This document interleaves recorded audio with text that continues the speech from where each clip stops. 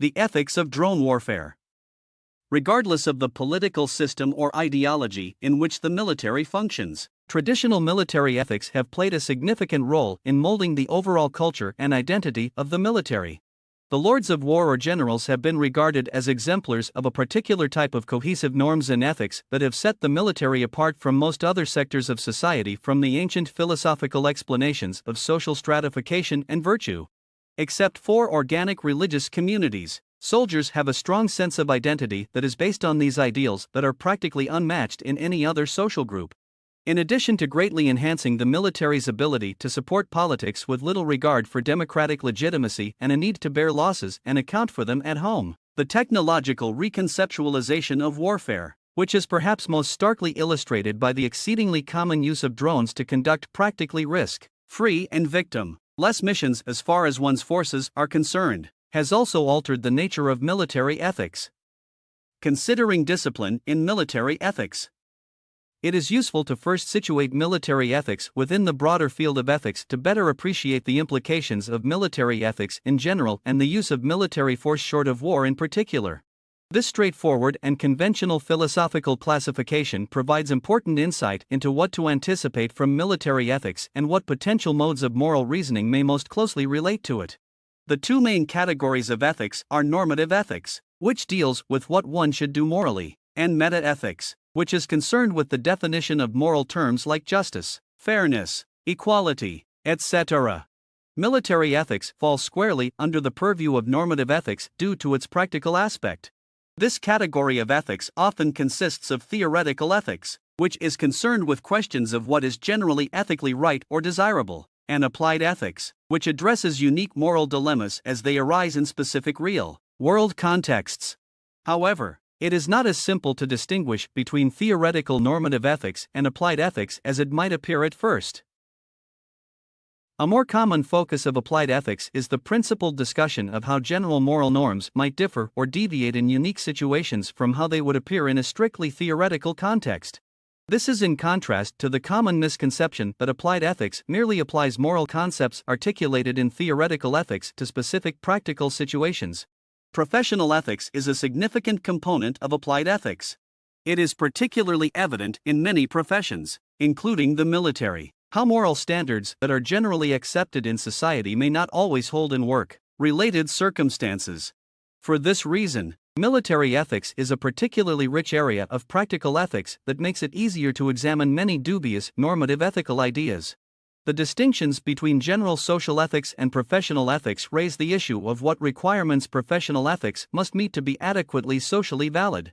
A crucial topic is what norms all such individual ethics must abide by to remain within what is widely thought to be socially acceptable if different professions demand different professional ethics.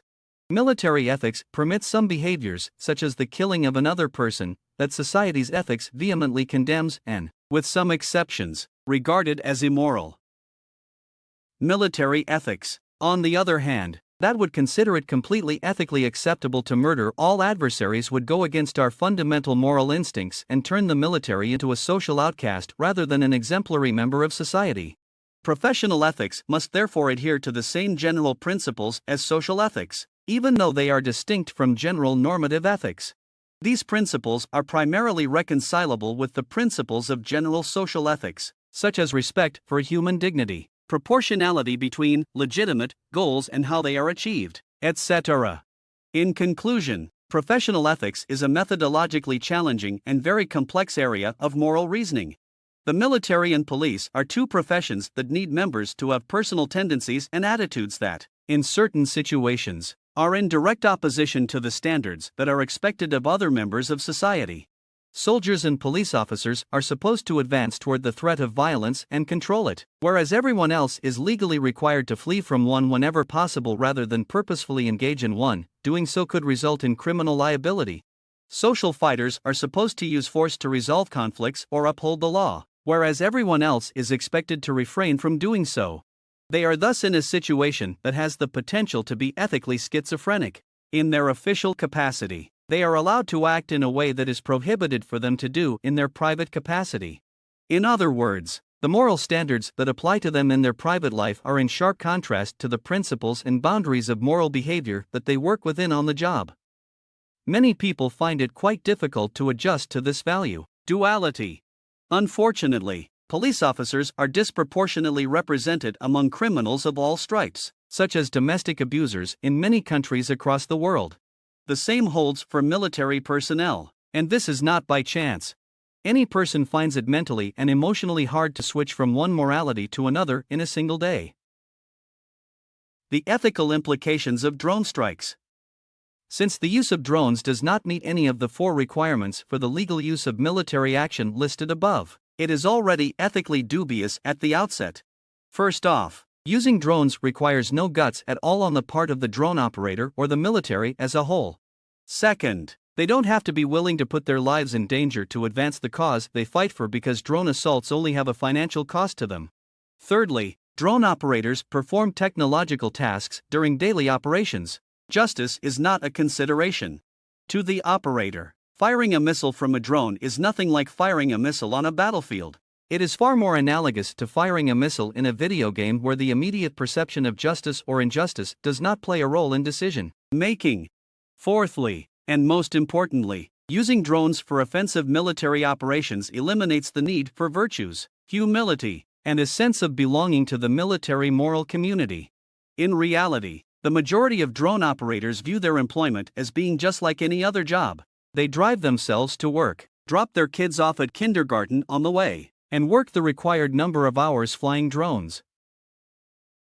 They receive rewards for effective releases, strikes, and after navigating the city's traffic, they travel home to have dinner.